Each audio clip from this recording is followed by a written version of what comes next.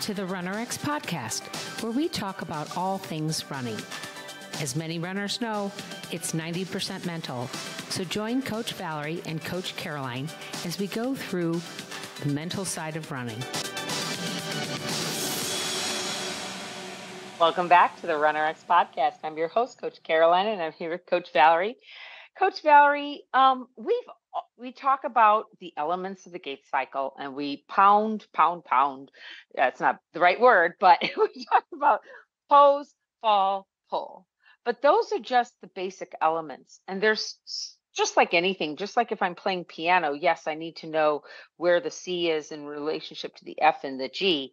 But after you learn to play, you begin to start looking at technique and how hard you play and how soft you play and what your fingers do and the speed and things like that. And there's elements to everything. Musical instruments are a great example. And I'm bringing up the piano, but it's also with singing, it's with dancing. You can learn the elements, but then to really start to master it, you get into the nuances, the little in between, the silence between the notes is what my music instructors used to talk about, is how to really create something. And this weekend you had an opportunity to start taking some of our more experienced members into the nuances of running. And I'm thinking as we're talking that there are people out there that go, nuances of running? What is a nuance of running? But there are elements within the gait cycle that you can't teach in just an hour long, meeting with you, or even in 30 days of working in the immersion, that really take working with you over the long term. Can you explain what happened this weekend and what you were talking about, and how do you get that through to those runners that are now into that next level? So sure, this was really funny. When I'm working with people, and this is, I think, one of the challenges for a lot of runners, is we notice this a lot. A lot of our runners that join us haven't really ever worked with a coach. Maybe they didn't ever play sports or haven't had a trainer ever. Instead of doing group fitness, they've always done running or triathlon. So the fun part for me in the beginning is meeting someone where they are. So again, whether you're coming in injured or whether you're just getting started in running or wherever you are, you already are coming in and you've been self-coached. Everyone comes in with their thoughts of what running is. And most of us, by the way, still in the running community, it's very much people are, they just want to run, right? The idea is running is natural and I should just run. So in the beginning, when we meet people, we're like, you're absolutely, running is natural and we want you to just run. But there is actually a great, efficient way of learning to run. And so when we first started working with people and teaching them, it's just even changing their mindset, right? That there is a gait cycle, and then we're just going to get you more efficient within that cycle. And we all are so used to, like you said with the piano. So I've never played piano. However, we used to have an organ when I was growing up, and my dad had us take organ lessons. Oh, wow. That's actually not easy. And well, it was just like typing though, because our organ, you could turn it on. It was electric. And then there was letters. Okay. And so when I played like I was on a typewriter. I was like C, D, B, G, E, E, right? Right. And so I was really more memorizing where the letters were. I wasn't very good at playing the organ, just so you know. So, okay. but the teacher was the same way. She was like, if you could even just get to a place where instead of just, plinking the keys, you realize there's a song that comes out of it. Like, let's sing the song first, so you hear the notes. So when you're playing, right, you can at least realize there's a tempo. So you're not just going C, F, G, F, E, you know what I mean? Right. Exactly. So, you're not just not. So when we first start teaching people running, it is a little bit like a dance move where they're learning the action of running, and it feels so awkward. Like you feel like you're restarting movement, and it's strange because, right, we've always just put on our shoes on and gone for a run. So in the beginning, we all get very caught up in the physical action of the movement. Like everybody wants to pull because they can feel it, they can focus on it, right? So then when they're running, it's kind of the same as my organ playing. They're pulling their foot, absolutely, but they're only doing up, up, up, up, up, up, up, and Right, right. they're missing the fall. Mm-hmm. So what happens is it's kind of robotic, like everyone's trying to run and they're still very kind of stuck, like I said, on the action rather than the feeling. Like they're not singing the song, if you will. They're just doing Yeah. the movement. And so what happens is then we go back to reminding them, running is like your whole body's working together. And that's why people, when they really get into running, it's so fun because you feel the movement, you connect, with your body and with your mind and all those things. So what happens when we start to see our runners have these little aha moments, right? These little glimpses of that sensation. And so much of it, guys, is just honestly, it's like letting go. There's a lot of mindset that goes with it, Caroline will say. But a lot of it is just how you hold yourself and how you're aware of where you are and what's going on. And so what's so neat is as your running coach, I can see where you are in this journey. And so when you have a group of people, like I did this weekend, that they've all been with me for at least, I'm going to say at least 3 months to a year, everyone that was in the group. And I just challenged them to do something different that they hadn't seen before. It's not in their assignments, not in their homework assignments. It's not in our regular thing. And several kind of fought back against it. Like, well, we've never seen this before, Valerie. Like, this isn't what you've normally had us do. And I said, of course not. You weren't ready yet. Like today you're ready. And then when they felt it and they got it, it was like the change in expression, the change in movement. It was really neat because they were opening that's the thing with being coachable, is also kind of opening your mind to learning something new, right? And being okay with this feels strange, this feels awkward. But then going, I trust my coach and I'm going to just try it anyway. Right. And so when we say things, and by the way, I'll tell you a little side story. So the movement I had them do, guys, and this is really fun. I put all this stuff out on my videos every day. So everything that I talk about, I try to show like the big community, like everyone out there. And we get so many people, honestly, that will say to me, I'm not sure what you're saying, or I tried this and it didn't really feel like what I thought. So I know they're at least trying it. And then I try to kind of vocalize, here's how it should feel, right? So one of the things that's really neat is when people understand that, guys, gravity's there for all of us. So free falling, like letting your body just free fall it's an interesting sensation, but once you learn how to harness it, it's running. And then it's running, and all of a sudden it's just, you realize, like, I was actually working so much more than I needed to, and I could have actually been going a lot further with my running. So it's a neat feeling. And most people, when they first feel it, they kind of go, woo, or, just a little bit of a something. Like most people have felt it maybe like coming out of a band or something like that. So when you can find it just from standing still to kind of feeling yourself running, it's an interesting sensation. So I had them try to do something like that. And the ones that kind of let go initially were immediately like, oh my goodness. And what you realize is so many of us are like, not only are we type A lot of us runners, we're really like, we hold in our feelings. Does that make sense? So yes, like, absolutely. we're not really running and going woo or making a noise even. And I'm out there like up 2 3, like you would do maybe in an aerobics class, but people are like, I'm not going to really do that out on my run. right. And so in the Zoom, sometimes I kind of find that place for you because I want you to feel that same kind of excitement in your run. And sometimes you have to kind of, right, you have to let go for a second.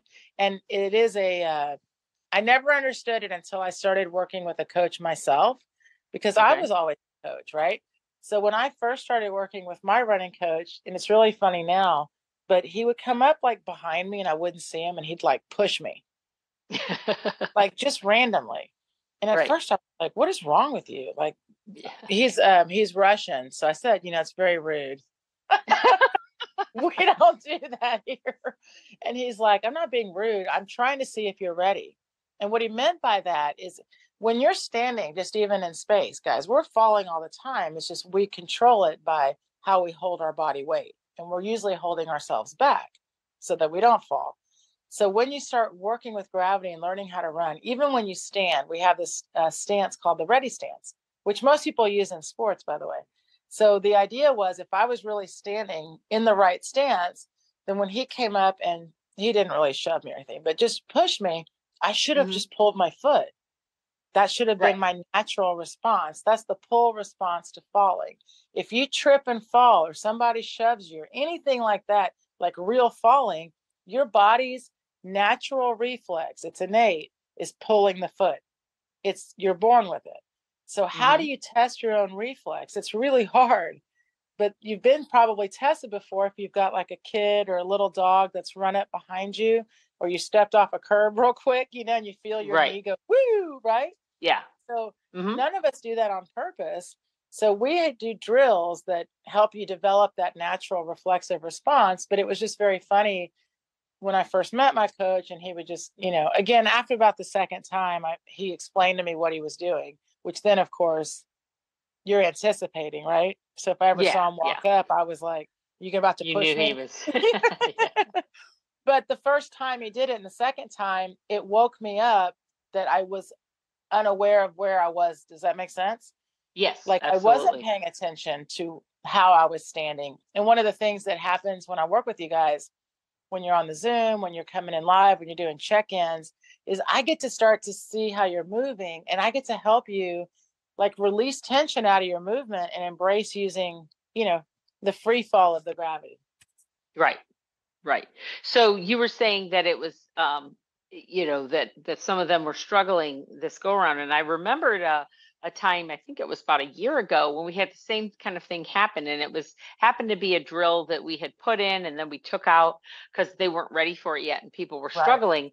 And one of our members had said, but Valerie told me not to do this. And what you said at the time was, again, you weren't ready. And that's kind of what I think is so powerful about working with us, is that we see where you are able to judge where they are in their, not only in their movement of running, but where they are in their flexibility, in their mobility, in their racing. And you're really able to take them to the next level that you don't get by just going out there and doing your own thing. Right. And what was really neat, like we had a guy this weekend, let's just brag for a minute, and he ran his first marathon. And when he signed up with us, he had lower back pain, and I can't remember what else, either a shin or a calf. So, and he said to me right away, my goal is to run a marathon. I said, great, let's go into the running. Anyway, he has totally been RunRX. And I had said to him, and this is something I really believe, is you don't need to do these high mileage training for marathon. You need to get really comfortable with running and then work on your running and build up to running really well 2 hours consistently, repeatedly, 10-mile runs, 12-mile runs, these, instead of trying to go out for these really long ones. So he said, all right, I'll try it. And his goal was a 4-hour marathon. So what was neat is he would always do the check-ins. Like every week he checked in, and then he would watch the Zooms by himself and then check in after watching the Zoom because he couldn't make the time. And that way and then he would talk to me and say, well, here's what I felt. Here's what I am, it was really neat though, how he's like, I'm just going to go for it. Like, I've never done this before. I mean, he'd already been running, but he'd never done a marathon, and his goal was just pain-free. And then as he started running more, he started progressing in his pace. So he asked me if this time was doable, and we agreed, sure, let's try it. Anyway, he did 10 minutes better than he planned on. And he never ran more than 14 miles in his training. However, he said, since I got so comfortable in just running, I wasn't concerned about the mileage. He said, my main thing was to hydrate, follow my plan, start smart. And he did all of it. And it was fun because what I try to explain to people is that most people's fear of mileage is how they're going to feel during their run, right? We all hear these words like you're going to hit the wall, or these things in the marathon, or, running itself. So many people get hurt running a marathon. And so what was neat is because his goal was simply pain-free or injury-free, he opened his mind to the coaching. Like, whatever you're going to tell me, I'm just going to try it. Right.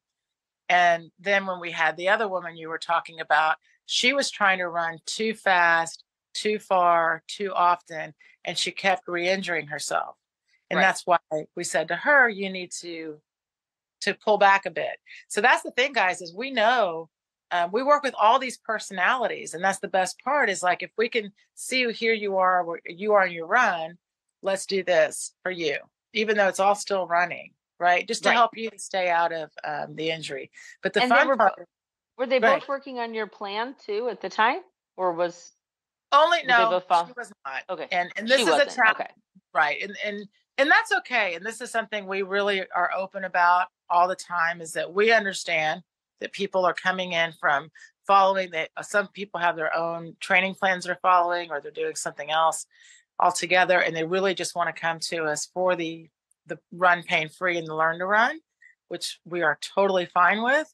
And then we've got people like Andrew that are like, you know what, I'm just going to go full in. I'm just taking the full plunge. And what's fun is we cater to both.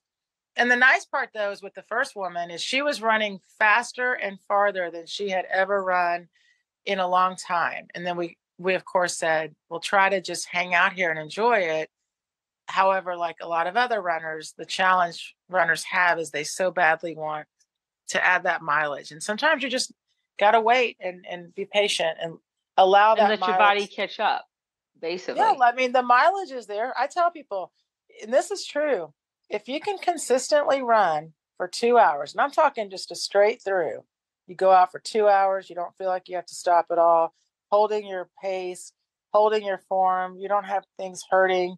Your body is telling you this feels great.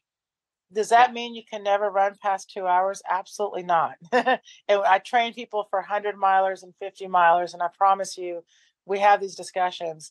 And there's ways to do 2 days in a row or 2 workouts in a day. But the reality is we use that marker to test our body, or your body, right, to see if it's ready to really move, to really go the distance. That's the way we progress. So it's just kind of a fun thing to know. But at the full point of it is that I promise, I always tell people, my goal is for you to run all the miles you want. You want to run 200 miles, please. I'd love for you to, but let's first get to where you can run 1 mile and then 20 minutes and then 3, see what I mean? Because when you start building up this ability to run for not so much mileage, but even just time, like to be able to say to yourself, I got to run for 2 hours, feel great. I'm telling you, you're in a different stage of running by then. Right. And for us, what I was just going to say is what I really loved too about Andrew's story was once he kind of, and it wasn't long into his training, once he kind of got over I'm going to be coachable. I've never done this before. I'm just going to do this to not get injured. Right. He switched to more of, I'm going to work on my mental attitude, and what he was really looking at was, I'm not going to go out too fast. I'm not going to, I'm going to go find, it happened to be pouring rain. His race was delayed 2 hours. He had everything that would blow somebody's brain out of the water, right? That would really take them out of all of their training. But because he was so comfortable in his ability, like, I know I can run, like, he didn't let the fact that he had only run 14 hours or 14 miles freak him out, right? He didn't let the fact that it was pouring down rain. He said, okay, I've got 2 hours. I'm going to get used to being wet. That's going to be my race. My race is going to be me being wet, right? So he had such a wonderful mindset around it that I think that is what really helps you get past the wall and those things that you get. Your brain can really screw up your ability to finish a race and it can also help you accomplish it, right? It's what drives us. It's so miraculous that it will do things that you would never expect. And at the same time, it can actually help you get through with a really good attitude. Like, he came out of it I was really excited for him and what he was able to accomplish mentally as well as physically. Right. But I'll say this, because it kind of goes back to the start of this conversation. When you realize that you actually know how to run, that's the mindset shift. It's 100% because when you're, and a lot of people, again, this was his first marathon. So we've worked with people that have run 50 marathons, a lot of marathons, however many. And the reality is we're all going to have that anxiety, right? It's a marathon. You don't know what's going to happen. And what really helps you conquer that fear of whether it's 1 mile, guys, 5K, 10K, whatever the distance, is you have the confidence of knowing how to run. I know what to do when I'm out there. I know what I'm supposed to, what my job is in a sense. And then part 2 of that, like you said, that's changing that mindset. That honestly, when you allow yourself to let go of holdups, both in your running, right, that are kind of cluttering up your run, so many thoughts of running that don't need to be part of running, right? His mindset was, okay, I'm going to have fun. I'm going to go pace myself. I'm going to hold, like all the focus was on, I'm going to enjoy myself and I'm going to run. Right. To be able to, and to be able to only focus on that, to us, that's the best part of running, because that means you've uncluttered. You're not thinking about, all of the other stuff that can come in. But one of the best ways to get there is to let a coach kind of guide you right through the movement of running, the feeling of running, the mindset of running. And then it's for the rest of your life. I have no doubt that most of our runners, again, whether they do races or not is irrelevant, but I'm sure someone like Andrew will race again. We have another woman, she's just now starting to race again. And she said to me, I haven't had a smile on my face like this in years, because she's been battling a neck and hamstring injury. So we know that too, right? That not being able to get out and run can also make you less open, right? Because you're like, oh, I'm hurting, and kind of. So that's the fun of what we see. Not only do we help you come out of your shell in your movement, but in your feeling of, with the running too. So that's the fun of joining. Yeah, absolutely. So if you have a bucket list to run a marathon, or maybe you just have a bucket list to be able to run 2 hours and just feel glorious. My thing was always, I wanted to just be able to go out for a run for an hour and not have it be a big deal. So I get that feeling. So if that's you and you'd like to join us in the RunRX immersion and the RunRX membership, you can go ahead and go to runrx.fit, take our quiz, and find out how to work with us. We'd love to have you. And if you're just not ready, you just want to keep hanging out at the podcast, make sure you hit subscribe and give us a 5-star review. Thanks, guys. Thank you for joining us on the RunRX podcast. If you'd like to know more, join us at www.runrx.fit. And if you have additional questions that you'd like answered on the podcast, email us at support@runrx.fit.